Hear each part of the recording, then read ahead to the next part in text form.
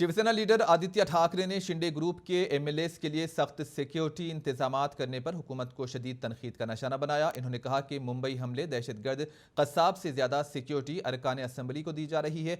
आदित्य ठाकरे ने कहा कि हमने मुंबई में इस तरह की सिक्योरिटी पहले नहीं देखी। इन्होंने सवाल किया कि आप डरते क्यों हैं, क्या कोई भागने वाला है, इतना डर क्यों है। इन्होंने सवाल किया कि अगर आपको अपने एमएलएस पर भरोसा है तो फिर उन्हें क्यों ऐसी सिक्योरिटी में लाया गया। वाज़िह है कि शिंदे ग्रुप के एमएलएस कल रात खुसूसी बसों में असेंबली पहुंचे। शिवसेना बीजेपी हुकूमत को 4 जुलाई को असेंबली इजलास के दौरान फ्लोर टेस्ट का सामना भी करना है।